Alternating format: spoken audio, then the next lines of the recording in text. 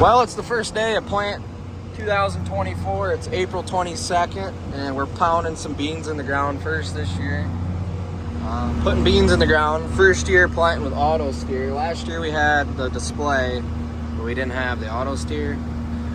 And I think Dad told me today he planted a few acres, a couple passes across the field with using the markers. And then he's like, well, it's doing a pretty good job, better than I can do. What's the point of hitting the extra lever and taking the time to wait for it? Just leave them up and plant, because it does good. And we're running SF1, and we're kind of getting into some point rows, so these clutches are turning off and then turning back on right now. But we'll have all the beans in today. Get the bean. Last year we did beans last. We had to wait for a tender. And then if you do beans first, get the tender right away. Just, it's one day, get it out of the way. And then you get on corn. You just use bags or whatever we do. So yeah, well, let's turn around here. But I got the 10 sections. You kind of want to pair the two end ones together in case you get a little overlap. It doesn't shut the row off on you, but it'll do 1 and 2, and 11 or 12 are tied together, and everything else is single. But it does a really good job. We're planting right now 130. Our target's 135. Anywhere from 120 to 140 we're happy with on the population. Doing 17 acres an hour. So far we got 38.2 acres.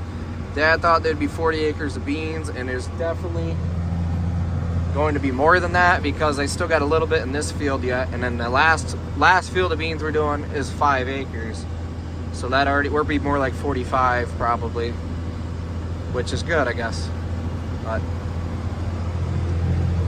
downforce is holding pressure. We got them Yetter furrow cruisers closing the trench up really good. We had problems with row clutches last year, kind of goofing off. I replaced 2 row clutches, and so far on the 40 acres we've done, they've not had a problem with them.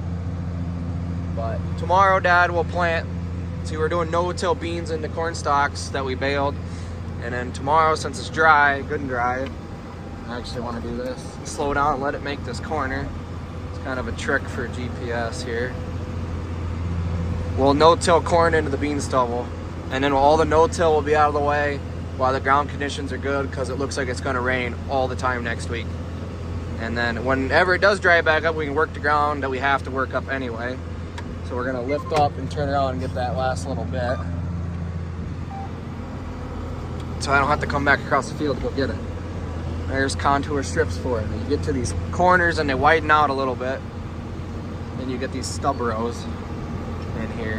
Which with the 12 row is not as bad because you can get it in one pass. The 6 row, you got 2 passes of screwing around. So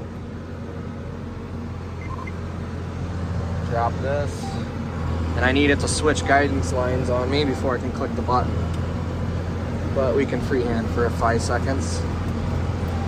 There, clicked it, which it goofed off, but that was on me really. We'll just fill it in. We got row clutches anyway, so whatever. So green means planting, which we're planting here. It's pretty wide. And it looks like all the way up to this waterway we're gonna have to go, I think, to get it. Now we're down to 1 row. But yeah, that's strips for you, I guess. Actually, we're gonna need to go farther because it widens back up. So I might as well shift over through the waterway and click the button. There, just like that. But anyway, yeah, we'll plant them. There's 46 acres of bean stubble out here. We'll get them, and then we're gonna work up 20 acres of sod that we chisel plowed because we hauled manure on, and we'll hopefully get that planted tomorrow. And yeah, this thing's nice, speeds it up. So we got 3 rows planting right now. Big time operation right here. Then we'll go back and catch some other rows here. But Took all them years to convince my dad that this is almost unnecessary to do a good job. And he's like, this is really nice. Especially the wider implement you get, the more you're gonna want this. Also, the markers kind of leave ridges in the field, especially on worked ground. It's nice not to have that. But yeah, nobody cares, but we need to get some pre-emerge out here pretty quick. Especially in them bean stubbles, the freaking weeds are coming up already, but we'll get it after we get this planted. So hopefully right before it rains, so it rains it in. That would be nice. Last year we had a lot of problems getting weeds dead because it didn't rain at all, and you couldn't really rain the chemical in, and it was so slow, and the weeds got bad, but it wouldn't kill it because you had no rain to rain it in. A lot of people had a problem with that, but yeah. Until we can ever get on this side of the field, we'll get going again. Everything I fixed is doing nice. I love it when that happens.